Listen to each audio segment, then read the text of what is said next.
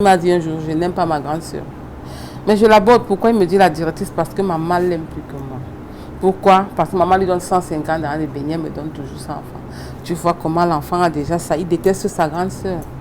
Fruit des mêmes entrailles. Il te dit ça, peut-être il a 8 ans. Et sa grande soeur a 10 ans. Après le deuil, la famille est divisée. Ils sont 3 de leur côté, nous sommes 3 de notre côté. Vous ne vous êtes plus jamais adressé la parole depuis ce deuil-là? Plus jamais. Moi particulièrement, je ne sais même pas si je les ai même encore vus un jour. C'est même quand je parle comme ça qu'ils pensent à eux, parce que j'ai oublié que j'ai d'autres frères. Parce que nous nous sommes concentrés, nous 3, nous avons formé notre famille. Wow. Et ma petite soeur et moi, nous faisons ce que notre maman, si elle était là, elle aurait pu faire pour d'autres enfants. Parce qu'ils ne peuvent pas faire les funérailles du père sans un membre, sans un enfant de notre père. Alors ils sont passés par lui. Ils savent qu'avec lui, c'est l'enfant de notre père, ils peuvent faire les funérailles. Et moi, je tente de dire à mon grand frère, parce qu'il a aussi son petit frère, qui est de notre côté, que ne laisse pas la famille se diviser parce que tu regardes les biens. Soyons unis. Il a refusé. Quand il a refusé, je lui ai dit, ok, d'accord, toi et moi, alors, c'est fini. On a pris le matelas, on a mis au sol, il y avait des personnes couchées dessus. Quand je suis revenue le matin, parce que quand la maison est pleine, vous cherchez où vous allez dormir. Quand je suis revenue le matin, j'ai trouvé le matelas au sol. J'ai demandé qui est-ce qui est couché sur le matelas là. On a appelé son nom. J'ai dit comment? Pourquoi?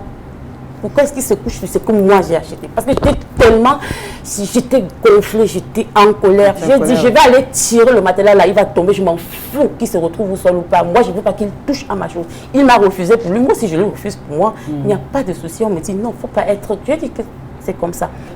On peut dire ex-mari, ex-belle-famille. Non, mais ce que tu ne comprends pas, ce que tu ne comprends pas, c'est que si aujourd'hui, mon frère et moi, nous causons et par hypocrisie, ça ce n'est plus être frère.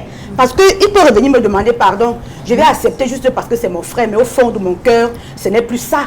Tu comprends un peu? Donc quand je lui dis que je dis que c'est fini avec mes frères, c'est qu'honnêtement, l'amour propre ne va plus jamais exister. Ça peut revenir, ma soeur. Ça ne peut plus, même si on tourne le film, l'acteur, le chef bandit, ça ne va plus revenir. Oui, ça ne va plus revenir. Parce qu'il n'y a pas un jour où je vais encore enterrer ma mère. Quelqu'un n'a pas 2 mères, c'est une seule mère. Tu connais ce que ça fait que tu pars au-delà de ta maman en spectateur? C'est vrai quand même. Ça veut dire, maintenant que les gens sont derrière en train de regarder, toi-même tu regardes, ils viendront. Ce qui est sûr, c'est que l'avion n'atterrit pas sur l'arbre. Ils vont finir par atterrir. Je vais accepter, mais je ne vais pas me cacher pour leur dire que vous et moi, c'est l'hypocrisie. Parce que je ne peux plus vous aimer d'un amour vrai. Mes enfants, quand ça s'est produit, j'ai dit à mes enfants d'aller plus là-bas. Parce que si mon grand frère me déclare la guerre, au point de me promettre un avenir sombre, lors du discours de notre maman, ils nous ont promis un lendemain sombre, nous 3. Si mon grand frère me dit ça, c'est pas mon enfant qui va bien regarder. Ce sont mes frères de même père, même mère. Il n'y a pas l'enfant du voisin, il n'y a pas l'enfant du concubin, il n'y a pas l'enfant. Ce sont mes frères. Sauf que ce que je vais préciser ici. Parce que nos enfants d'aujourd'hui, quand on leur parle, ils ne comprennent pas. Et c'est quand ma mère était déjà partante qu'elle nous a dit ceci. Et ce qui est sûr, c'est que le monde avait fui, il a séché. Ils reviendront à la case de départ. Mais moi, je les attends. Elle a pris 2 de ses petites soeurs pour amener chez elle. L'une d'entre elles, elle séchait d'abord ses slips dans la douche. Sa soeur lui dit que non, quand mon mari voit comme ça, il bavarde. Il faut souvent cacher ça.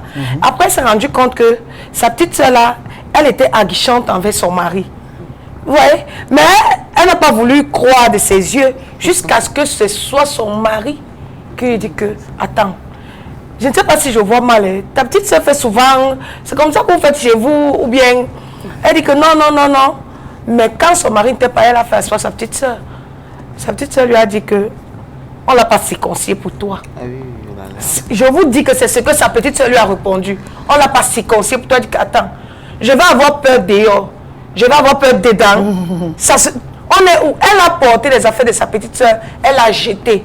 Et même celle qui était calme et qui ne faisait rien, les 2, elle a dit que partez, vous allez rester avec maman là-bas, je vous envoie ce que je peux.